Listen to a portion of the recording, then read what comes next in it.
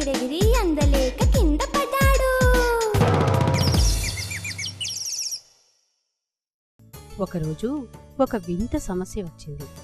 Iran మహారాజు అక్బర్ మహారాజుకి 3 ప్రతిమలు పంపి వాటిలో ఏది ఉత్తమమైనదో, ఏది మధ్యమమైనదో, ఏది అధమమైనదో